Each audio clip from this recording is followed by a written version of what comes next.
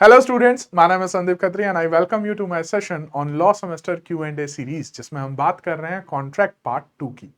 अब हम पहुंच चुके हैं हमारी यूनिट नंबर 4 पे, जो कि बात कर रही है सेल ऑफ गुड्स एक्ट की। तो इसमें सबसे इंपॉर्टेंट क्वेश्चंस आपके क्या बनते हैं? सबसे पहला बनता है कि risk prima facie passes with the property.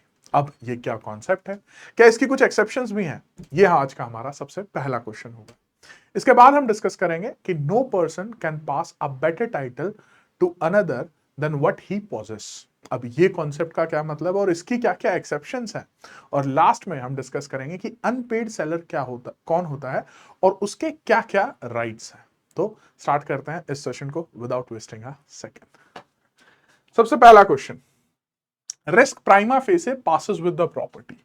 तो ये जो हमारा कॉन्सेप्ट है, इसका मतलब क्या है, और सेकंड पार्ट में इसमें बात करेंगे कि क्या इस कॉन्सेप्ट की कुछ एक्सेप्शंस भी हैं। देखिए, risk prima facie passes with property मतलब प्रॉपर्टी जहां जहां जाएगी, जिस जिसके पास जाएगी, उसकी रिस्क भी उसी के पास होगी। सो फॉर एग्जांपल, मेरी पॉकेट में मेरा मोबाइल फोन है। अब इसकी ओनरशिप किसके पास है? मेरे पास है।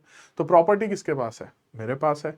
तो अगर अब ये फोन मेरे हाथ से गिर जाए और टूट जाए, तो ये रिस्क किसका होगा, लॉस किसका हुआ? तो answer is my only. Which means कि जब तक ये मैंने नहीं खरीदा था और ये किसी शॉप में रखा हुआ था, वहां पर ये अगर गलती से गिर जाता और इसकी स्क्रीन टूट जाती एंड सो ऑन, तो किसका नुकसान होता? Then the seller.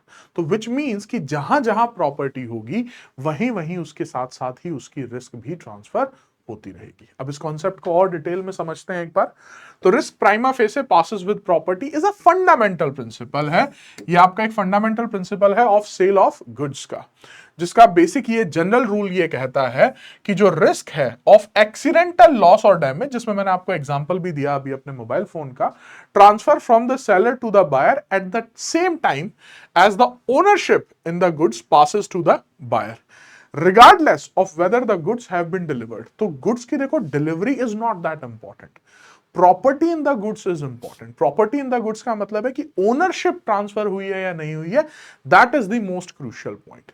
डिलीवरी, उसकी पोजीशन उसका किसी के पास भी हो सकता है, डिलीवरी हो या ना हो, that is not a major concern for us. आगे बढ़ते हैं। The principle is often encapsulated in the Latin maxim. तो यहां पे यूज भी किया गया है योर इंपॉर्टेंट मैक्सिम, जिसका मतलब है the thing perishes to the owner. इसके पीछे इसका रैशनल है that the person who owns the goods should bear the risk of their loss और damage as they are the one who stands for the benefit to them. तो भैया, जब owner को ही सारा कुछ बेनिफिट होना था, उसके सारे राइट्स ओनर के पास ही थे, तो अब अगर नुकसान हुआ है तो वो भी किसके पास जाएगा? वो भी ओनर्स के पास ही जाएगा। जब आप section number 26 of sale of goods act पढ़ते हैं, तो वो कंफर्म करता है this concept that risk prima facie passes with the property. तो इससे रिलेटेड मैक्सिम क्या है, उसका मीनिंग क्या है, उसका ऑब्जेक्टिव क्या है, ये ओवरऑल जनरल फंडामेंटल प्रिंसिपल का मीनिंग क्या है, वो सारा हमने इस फर्स्ट पार्ट में कंप्लीट कर लिया है।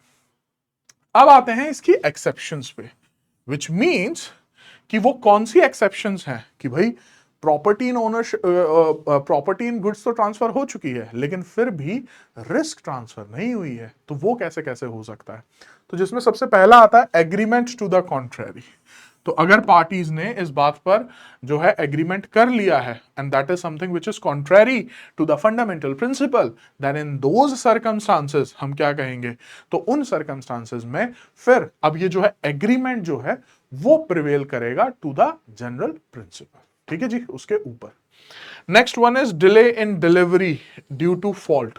तो अगर मान लीजिए डिलीवरी नहीं हो पा रही है, अब इसमें जिस भी पार्टी का फॉल्ट है, चाहे सेलर का या बायर का, तो उसके ऊपर रिस्क होगी, ना कि उसके ऊपर जिसके ऊपर ओनरशिप है। जैसे कि ओनरशिप तो ट्रांसफर हो गई है, लेकिन अब मान लीजिए बायर ही लेने नहीं आ रहा है, ठीक है, वो हमेशा पोस्टपोन कर देता है डेट ऑफ डिलीवरी को, ठीक है, तो इस केस में बायर के उसमें होगी। और मान लीजिए ओनरशिप हो चुकी है, लेकिन अब जो है सेलर हमेशा पोस्टपोन कर देता है, seller is at the fault. तो इन शॉर्ट, जो भी पार्टी फॉल्ट पर होगी, वो पार्टी जो है वो वहां पर क्या करेगी? रिस्क को बियर करेगी। And the next one is the duties और लायबिलिटीज ऑफ आइदर सेलर और बायर एज अ बेली। तो देखिए दोनों ही केसेस में आपकी एज अ बेली तो ड्यूटी जरूर बनती है। तो आपने कॉन्ट्रैक्ट ऑफ बेलमेंट पढ़ा होगा जिसमें बेलर और बेली के राइट्स एंड ड्यूटीज भी पढ़े होंगे। तो जो बेली की ड्यूटीज होती हैं, जिस तरीके से उसको बेलर के गुड्स को टेक केयर करना होता है, उसी तरीके से यहाँ पे जो भी बेली है उसको भी, उसके ऊपर भी वही ड्यूटीज जो है अप्लाई की जाएंगी। नेक्स्ट पर आते हैं। Now coming to the next question, no person can pass a better title to another than what he possesses. तो देखिए सीधी सी बात है, मैं आपको वही दे सकता हूं जो मेरे पास है, और जितना हक मेरे पास उस गुड्स पर है, जितना इंटरेस्ट मेरा है, उतना ही आपको दे सकता हूं, उससे ज्यादा नहीं दे सकता। Now this is something which is a general rule. लेकिन क्या इसकी भी कोई एक्सेप्शंस है? तो उनके भी एक्सेप्शंस के बारे में बात करेंगे, जनरल रूल के बारे में भी बात करेंगे, और with the help of the provisions of sale of goods act. तो पहले तो जनरल प्रिंसिपल समझते हैं, जो कि अगेन एक फेमस, मोस्ट फेमस मैक्सिम के ऊपर है, nemo dat quod non habet, which means no one can give what he does not have. तो मैं आपको वो चीजें दे ही नहीं सकता हूं जो मेरे पास नहीं है, फॉर ऑब्वियस रीजंस, राइट। तो दैट इज द मैक्सिम जो कि हमने इंट्रोडक्शन में ही यूज किया है। In the context of property law, this means that a seller can not transfer a better title to goods than they themselves poses.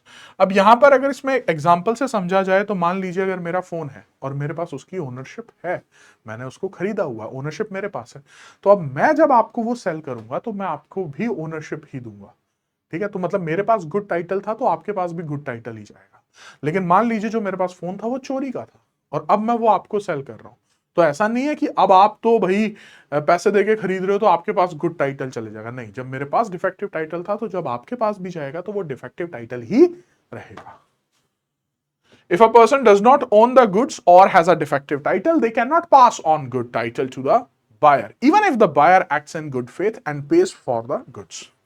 Now this principle is the cornerstone of property law, aiming to protect the true owner. क्यों हमने ये principal बनाया है, उसका जो objective है, that is to protect the true owner of the goods from unauthorized sales. If the goods are stolen, for instance, the thief cannot pass a good title, क्योंकि thief के पास कभी भी गुड टाइटल होगा ही नहीं। तो in short वो आगे जिसको भी बेचेगा तो उसके पास भी गुड टाइटल जो है वो नहीं जाएगा। और ये सारा कॉन्सेप्ट आपको सेक्शन 27 में भी जो है वो देखने को मिल जाता है, ठीक है जी। Sale by person not the owner, subject to the provisions of this act and of any other law for the time being in force, where the goods are sold by a person who is not the owner thereof and who does not sell them under the authority or with the consent of the owner, the buyer acquires no better title. अब इसी में ना section 27 में ही आपकी एक exception, एक word use हुआ है, unless, and the moment unless term has been used, it means ये किसको हिंट कर रहा है कि इसकी हैं कुछ एक्सेप्शंस, जिसमें सबसे पहली एक्सेप्शन आपकी आ जाती है एस्टॉपल। तो अगर if there is a estoppel by seller, ठीक है, like if the true owner of the goods by their words और conduct leads to a buyer, ठीक है, तो मतलब जब वो ट्रांजेक्शन हो रही थी तो जो ओनर था वो खुद रिप्रेजेंटेशन दे रहा है कि हाँ हाँ हाँ कर लो कर लो कर लो, तो अब ये बाद में आके नहीं कह सकता है कि नहीं नहीं नहीं ये तो ट्रांजेक्शन होनी ही नहीं चाहिए थी, because of the concept of estoppel, ठीक है जी। सेकंड, अगर सेल हुई है बाय मर्केंटाइल एजेंट, तो देखिए मर्केंटाइल एजेंट को रखा क्यों था, सेल करने के लिए, लेकिन जिस टाइम पर सेल हुई ऑब्वियसली उस मोमेंट पर जो है मर्केंटाइल एजेंट के पास अथॉरिटी नहीं थी, बट यहां पे गुड फेथ बहुत इंपॉर्टेंट है। जो थर्ड पार्टी, थर्ड पर्सन है, उसने गुड फेथ में अगर खरीदा है, और तो उन केसेस में ये भी जो ट्रांजेक्शन है जो है वो वैलिड हो जाएगी।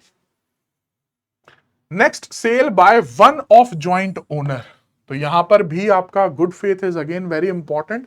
गुड फेथ भी इंपॉर्टेंट है, एंड विदाउट नोटिस, कि किसी तरीके का नोटिस भी नहीं था जो बायर था, तो भी आपका जो है वो एक्सेप्शन में फॉल करके ये ट्रांजैक्शन भी आपकी वैलिड हो जाएगी। इसके अलावा जब आप सेल करते हैं in the possession under voidable contract, तो अब आपको यहाँ पे सेक्शन 19 और 19A याद आने चाहिए from the Indian contract act. तो अगर एक पार्टी ने एक ट्रांजैक्शन की जो कि वॉइडेबल कॉन्ट्रैक्ट में फॉल करती है, मतलब इन शॉर्ट उन्होंने कोई ना कोई कोअर्शन, अनड्यू इन्फ्लुएंस या मिस रिप्रेजेंटेशन जो करके जो है वो गुड्स का पोजीशन ले लिया और अभी तक दूसरी पार्टी ने उसको रिसाइन नहीं किया है, तो जब तक दूसरी पार्टी ने रिसाइंड नहीं किया है तब तक आप क्या कर सकते हो, तब तक आप उन्हें आगे जो जिसको दे रहे हो उनको ये सारी स्टोरी नहीं पता है कि ये voidable contract and so on, तो तब ये जो है ट्रांजैक्शन आपकी अगेन, अगर आप good faith and again without notice. Now I think good faith and without notice is something which is common in all the exceptions. ठीक है जी। Now sale by seller in position after sale, तो यहाँ पे 30 clause 1 और 30 clause 2 दोनों ही आपके exceptions की ही जो है बात करते हैं, और यहां पर भी आपको देखने को वही मिलेगा, good faith without notice, good faith without notice. ठीक है जी। तो sale by seller in position after sale, तो भी जो है वो आपका जो है वो सेल मान ली जाएगी, और sale by buyer in position after sale भी वो जो है आपका कॉन्सेप्ट बन जाएगा, वो वैलिड ट्रांजैक्शन आपकी हो जाएगी। Next one is resale by unpaid seller. अब यहां पे प्रॉपर्टी इन द गुड्स जो है बायर को जा चुकी थी, लेकिन ये राइट है अनपेड सेलर का कि वो रीसेल कर सकते हैं अंडर सेक्शन 54 क्लॉज 3। तो ये थे आपकी सारी की सारी एक्सेप्शंस टू दिस रूल। अब आते हैं जी हमारे लास्ट क्वेश्चन पे कि अनपेड सेलर कौन है और उनके राइट्स क्या हैं। तो अनपेड सेलर को आपके सो एंड सो सेक्शन 45 में जो है वो डिफाइन किया गया है, जिसमें कहा गया है कि जब उनको पूरा का पूरा प्राइस जो है वो पे नहीं किया जाएगा, या जो भी नेगोशिएबल इंस्ट्रूमेंट्स उनको दिए गए थे, चेक एंड सो ऑन, वो जब ऑनर नहीं किए जाएंगे, उनका डिसऑनर हो जाएगा, तो फिर वो पर्सन, वो सेलर जो है वो आपका अनपेड सेलर की कैटेगरी में फॉल कर जाएगा। Essentially, if the seller has not received the full price for the goods, they become an unpaid seller. देखिए, जब हम कॉन्ट्रैक्ट ऑफ सेल के बारे में बात करते हैं तो price is an important essential, लेकिन payment of price is not that important, which means कि क्रेडिट पर भी जो है आप सेल कर सकते हो, और वो भी एक वैलिड ट्रांजेक्शन होगी। अब जब आपने क्रेडिट पे सेल दिया है, ठीक है, जब आपने क्रेडिट पे सेल दिया है तो आप कौन बन गए, आप क्रेडिटर बन गए, which means creditor in the sense कि आपने उधार पर माल बेचा है। अब आपने उधार पर माल किसी एक स्पेसिफिक टाइम पीरियड के लिए ही बेचा होगा कि ठीक है भाई, हफ्ते 10 दिन जो भी आपका एग्रीमेंट हुआ है, लेकिन अगर उसके बाद भी आपकी पेमेंट नहीं आती है, then what, then you are unpaid seller. ठीक है जी। राइट्स के बारे में बात करते हैं तो 3 राइट्स हैं, उनमें से जो सबसे पहला राइट है दैट इज राइट ऑफ लियन, जो कि सेक्शन 47 से 49 को देखने को मिलता है, जिसका मतलब है right to retain position of the goods. अब ये राइट टू लियन तभी एक्सरसाइज किया जा सकता है जब आपने प्रॉपर्टी इन द गुड्स तो ट्रांसफर कर दिया, ओनरशिप तो ट्रांसफर कर दिया, लेकिन गुड्स अभी भी आप ही के पोजीशन में है, तो तब आप क्या कर सकते हो, उनको रिटेन कर सकते हो। when it can be exercised where the goods have been sold, जब आप सामान तो बेच चुके हो लेकिन without any stipulation as to credit, कोई ऐसी क्रेडिट की आपकी मंशा नहीं थी कि हम क्रेडिट पे सामान बेच रहे हैं। Where the goods have been sold on credit, लेकिन आपने गुड्स अगर क्रेडिट पे बेचे थे, लेकिन जितने टाइम के लिए बेचे थे वो एक्सपायर अगर हो गया है तो। And the last, when the buyer becomes insolvent, तो इन सिचुएशंस में आप अपना राइट ऑफ लियन जो है वो एक्सरसाइज कर सकते हो। Next, right of stoppage in transit, ये आपका सेकंड राइट है of unpaid seller, that is from section 50 से लेकर 52 तक। बेसिकली आपका सामान जो है वो अभी ट्रांजिट में जा रहा है, ठीक है। इन शॉर्ट की मान लीजिए जो सेलर है he is in Delhi, buyer is in Mumbai, और वाया ट्रक जो है आपका सामान जा रहा है, और तभी हमें न्यूज मिलती है that the buyer has become insolvent. तो इन सिचुएशन में जो सेलर है उसके पास राइट है कि वो ट्रांजिट में ही सामान को रोक दे और उसको अबाउट टर्न बोल के जो है सामान अपने पास वापस से बुला ले। This right allows the unpaid seller to stop the goods while they are in the course of transit, and after he has parted with the possession of the goods, and to resume possession of them and to retain them until payment। और retain कब तक करेंगे, फिर उस पर right to लेन भी लगा सकते हैं कि भाई तब तक रिटेन करेंगे जब तक आप हमारी पेमेंट जो है सो एंड सो नहीं कर देते हैं। अब आते हैं फाइनल राइट ऑफ रीसेल, ये आपका फाइनल राइट है under section 54। This right allows the unpaid seller to resell the goods under a certain circumstances even if the property in the goods has pass to the buyer. अब देखो यहाँ पे देखने वाली बात यह है कि प्रॉपर्टी इन द गुड्स तो आप ऑलरेडी ट्रांसफर कर चुके हो, ये वाला पॉइंट हमने लास्ट क्वेश्चन में भी डिस्कस किया था, ठीक है जी। कब एक्सरसाइज कर सकते हैं, अगर गुड्स का नेचर ही पैरिशेबल है कि भाई जल्द से जल्द उनको नहीं बेचा गया, अगर यूसेज में नहीं लाया गया तो वो वैसे ही खराब हो जाएंगे, लाइक वेजिटेबल्स हैं, फ्रूट्स हैं, so on. Notice to buyer, आपको नोटिस टू द बायर जरूर देना होगा कि भाई हम उनको सेल कर रहे हैं। Express right of resale, where the seller has expressly reserved a right. तो अगर आपने डिस्पोजल का राइट अपने पास रख लिया था तो अगेन आप जो है उसको रीसेल कर सकते हो। इसके अलावा कुछ और भी राइट्स हैं जो कि अगेन आपके पास बनते हैं when it comes to the breach of contract. तो आप सूट फाइल कर सकते हो प्राइस के लिए अंडर सेक्शन 55, या जो भी आपको नुकसान हुआ है suit for damages for non acceptance under section 56।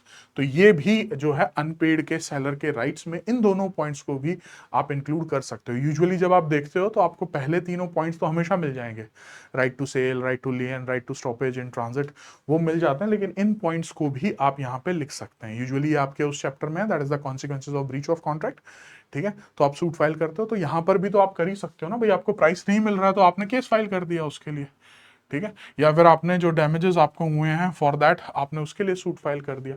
So these are the basically the rights of unpaid seller, ठीक है जी। तो ये तीनों क्वेश्चंस हमने कवर अप कर लिए हैं from sale of goods act. अगर मैं और कुछ और इंपॉर्टेंट टॉपिक्स के बारे में बात करूं तो you can go through with conditions and warranty, जो कि अगेन एक इंपॉर्टेंट टॉपिक है। फिर उसके बाद कैविएट एम्प्टर का जो कॉन्सेप्ट आ जाता है सेक्शन 16 में, that is also an important topic, ठीक है जी। तो ये आपके the most important the core topics आते हैं from the sale of goods act, ठीक है जी। I hope the things are clear. Still, if you have any doubts, any questions, any problems, you can write down your questions in the comments and I'll be happy to answer them accordingly. Till then, yes, it's time to say peace.